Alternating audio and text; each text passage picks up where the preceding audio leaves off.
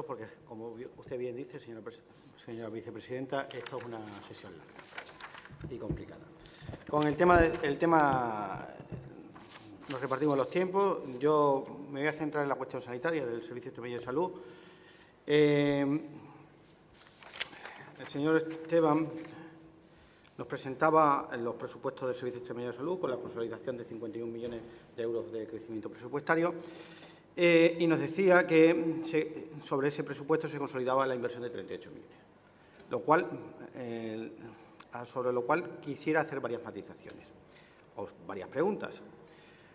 Bastantes de estos importes son infraestructuras o inversiones ya comprometidas, como en este ejercicio, que no se han realizado. Es decir, de los 38 millones vuelven a aparecer los 9,6 millones de euros de la Fundación Amancio Ortega, que lo vamos a coger cariño de tantas veces que aparecen en los presupuestos. Por lo tanto, no debería ser una cosa a vender, sino por lo menos a eliminar ya de los presupuestos, porque significaría que se ha ejecutado de una vez ese compromiso que tenemos con la Fundación Amancio Ortega y, lo más importante, con los pacientes oncológicos. Porque esto está suponiendo el retraso judicial, que no es otra cosa que un retraso judicial, no una cuestión de inversión, sino una cuestión que la consejería, ya se lo hemos dicho repetidas veces a esta consejería, que lo suyo hubiera sido que hubiera tirado para adelante y se hubiera puesto en marcha este tema, porque el dinero lo hay, se hubiera ejecutado ya. También tenemos otros viejos conocidos, como la renovación de los ascensores, que está previsto realizarse en el 2019, por un importe de 900.000 euros, y en esta ocasión, ya que el deterioro debe ser mayor, aparece con 1.100.000 euros.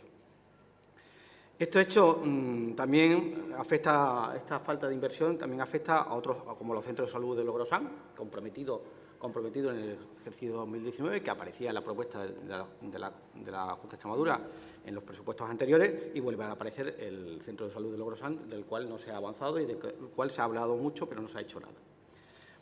Para mayor sorpresa, nos encontramos que en el tema de atención primaria, de la construcción de nuevos centros, en el ejercicio pasado o en el ejercicio presente del 2019, teníamos un compromiso de 6 millones.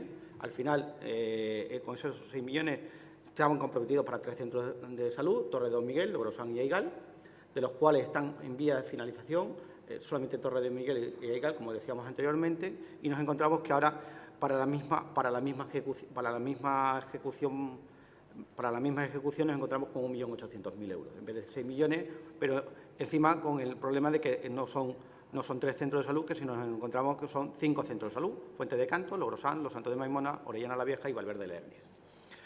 Por lo tanto, se da a entender que solamente en este proceso solamente en este ejercicio presupuestario del 2020 no se va a construir ninguno, que si no se van a licitar lo que son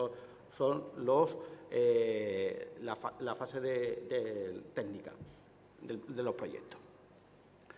Con lo cual llevamos un retraso respecto a estas inversiones, sobre todo en el tema de Logrosán, que ya viene de largo. Lo mismo sucede con los fondos destinados a la segunda fase del Hospital Universitario de Cáceres y la construcción del Hospital de Don Benito Villanueva.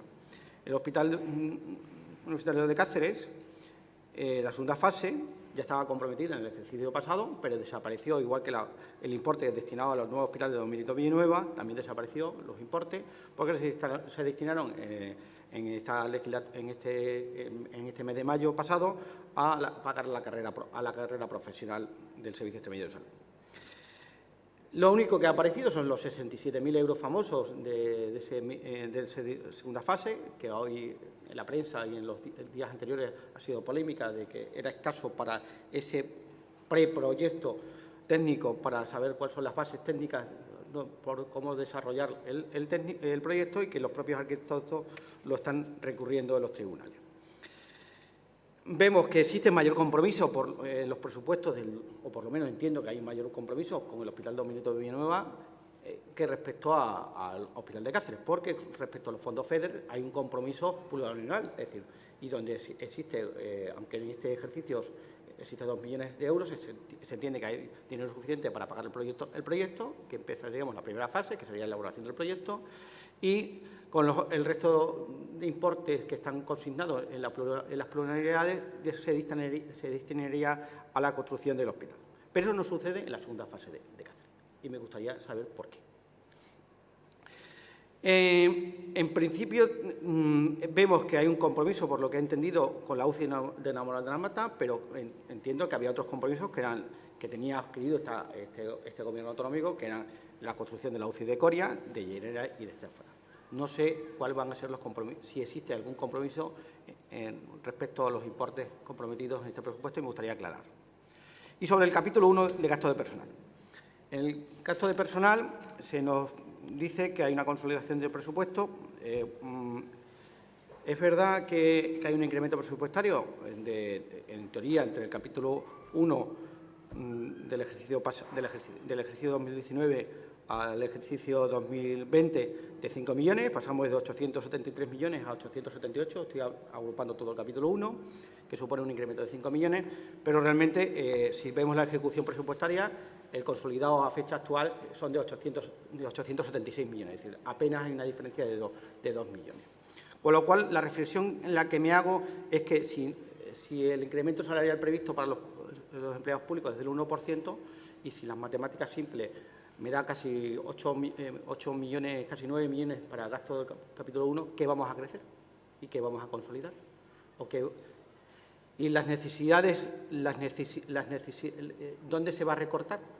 Porque si no se crece presupuestariamente para pagar el incremento salarial, es porque va a haber una reducción respecto al personal, y habrá que unos sitios crecerán, pero otros decrecerán bastante más que lo que crezcan el resto.